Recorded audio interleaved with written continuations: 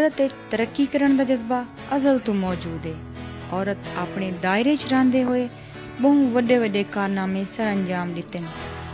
ਕਈ ਜ਼ਮਾਨੇ 'ਚ ਉਨ੍ਹਾਂ ਖਰਾਜ ਤਹਿਸੀਨ ਪੇਸ਼ ਕੀਤਾ ਗਿਆ ਅਤੇ ਕਈ ਜ਼ਮਾਨੇ 'ਚ ਨਜ਼ਰ ਅੰਦਾਜ਼ ਕਰ ਦਿੱਤਾ ਗਿਆ, ਲੇਕਿਨ ਮੌਜੂਦਾ ਦੌਰ 'ਚ ਔਰਤ کو ਤਰੱਕੀ ਦੇ तमाम ਮੌਕੇ ਫਰਾਹਮ ਕੀਤੇ ਗਏ ਹਨ।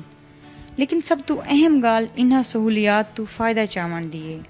عورت وچ بیداری پیدا کرن کیتے عورت نے ہی بہت اہم کردار ادا کیتے۔ پڑھی لکھی عورت وچ مزید سکھن اتے سکھے گئے علم کو اگوں تے ودھاون دا جذبہ موجود ہوندے۔ اج عورت پروگرام وچ اساں سمر بانو ہاشمی دے جذبہ ترقی اتے خواتین وچ ترقی دا جذبہ پیدا کرن دیاں کوششاں کو سلام پیش کرے سوں۔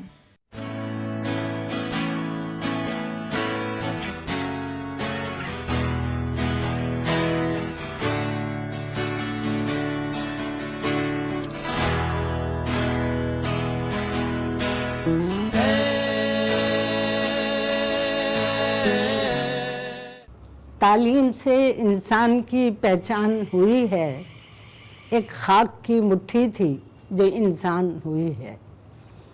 یہ علم کا احسان ہے، یہ علم کا فیضان، یہ علم کا احسان ہے، یہ علم کا فیضان اللہ سے عطا دولت ایمان ہوئی ہے۔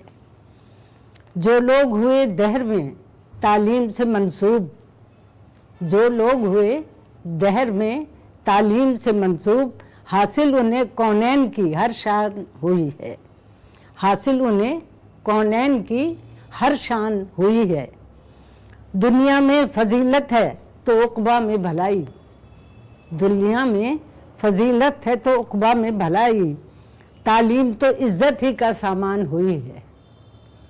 جس شخص نے تعلیم کی کچھ قدر نہیں کی، جس شخص نے تعلیم کی کچھ قدر نہیں کی، اس شخص کی تقدیر پریشان ہوئی ہے۔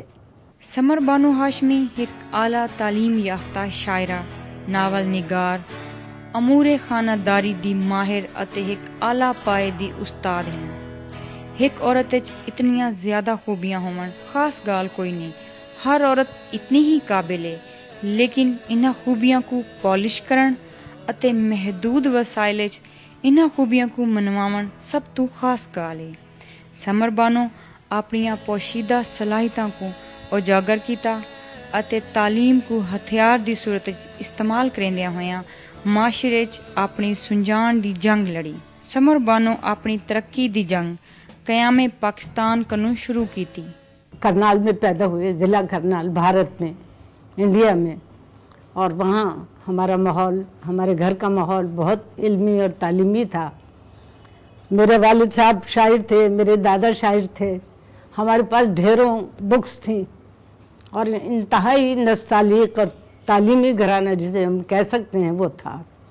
لیکن انفارچونیٹلی میری والدہ کا وقت سے بہت پہلے انتقال ہو گیا، اور ہم اسکول میں تھے، میں اور میری بہن، تو ہماری تعلیم ادھوری تھی۔ ابھی ہم ابتدائی کلاسوں میں تھے کہ کچھ عرصے بعد پاکستان بن گیا۔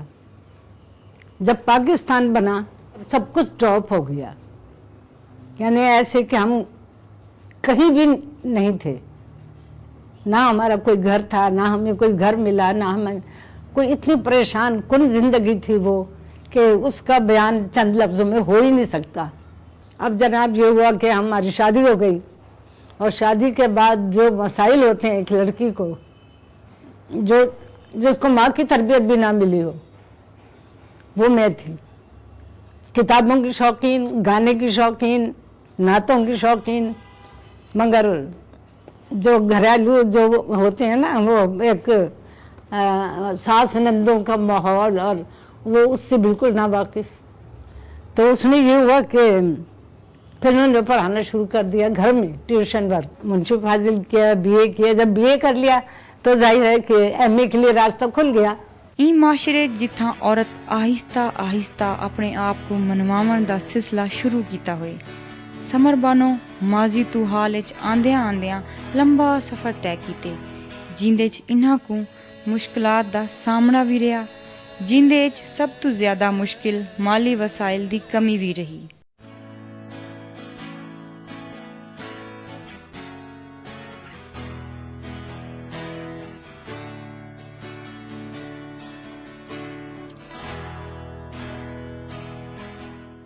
जब मैं इम्तहान देती थी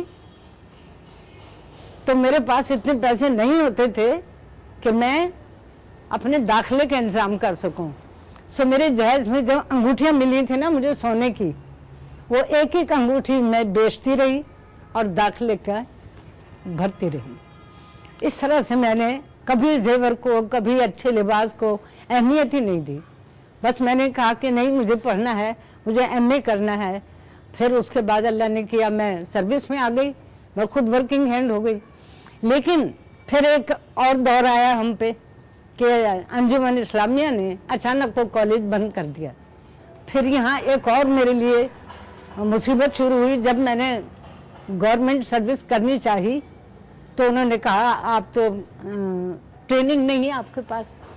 तब मैंने उस ज़माने में अल्लाह ताला के हुक्म से बीएड का इम्तहान दिया और बीएड के इम्तहान में भी मैं बड़े अच्छे नंबरों से पास हुई और तब मुझे गवर्नमेंट सर्विस मिली। और उसके बाद मैंने लगातार गवर्नमेंट कम्प्रिहेंसिव स्कूल में सर्विस की और 20 साल तक मैं वहाँ एक ही जगह बड़ी इज्जत और आबरू के साथ अर्निंग भी करती रही। और साथ साथ मुझे ये रेडियो स्टेशन कायम हो गया था उस ज़माने में, अफसाने लिखे और रेडियो पे जाके पढ़े और शायरी भी की, मुशायरे में भी गई। और इस तरह से हमारा अदबी और तदरीसी सफ़र साथ साथ चलता रहा। ਸਮਰ ਬਾਨੋ ਆਪਣੇ ਸ਼ੌਹਰ ਕੀਤੇ ਇੱਕ ਰਹਿਨੁਮਾ ਦੇ ਤੌਰ ਤੇ ਕੰਮ ਕੀਤਾ। ਬਾਲਾਂ ਦੀ ਪਰਵਰਿਸ਼, ਤਾਲੀਮ ਤਰਬੀਅਤ ਅਤੇ ਆਪਣੀ ਤਾਲੀਮ ਅਤੇ ਨੌਕਰੀ ਦੇ ਨਾਲ-ਨਾਲ ਉਹਨਾਂ ਆਪਣੇ ਸ਼ੌਹਰ ਸ਼ਰੀਫ ਅਹਿਮਦ ਆਸੀ ਕਰਨਾਲੀ ਦੀ ਤਾਲੀਮ ਕੀਤੇ ਵੀ ਸਰਗਰਦਾ ਰਹੇ। ਇਹਨਾਂ ਸ਼ਰੀਫ ਅਹਿਮਦ को आला तालीम ਕੀਤੇ मोटिवेट ਕੀਤੇ। ਇਹਨਾਂ ਦੀ पहली किताब खुद छपवाई। अब मैंने आपको ये तो बताया नहीं कि मैंने अपनी जिद्दोजहद के साथ अपने शौहर को भी तालीम की तरफ आमादा किया। आसिफ साहब चूँकि वर्किंग हैंड थे, वो पढ़ाई की तरफ आते नहीं थे। वो कहते थे अगर मैं पढ़ने में लग गया तो कमाएगा कौन। तो मैं कहती थी कि आप पढ़ें, आप एमए करें, आप ज़रूर एमए करें और मैं बहुत कम तनख्वाह में गुजारा कर लूँगी। बस फिर मैंने अपने शौहर को तालीम की तरफ आमादा किया और वो कहते रहे कि हमें माली परेशानियाँ होंगी, ये होगा वो। मैंने कहा आप इसकी फ़िक्र न करें, मैं बर्दाश्त कर लूँगी।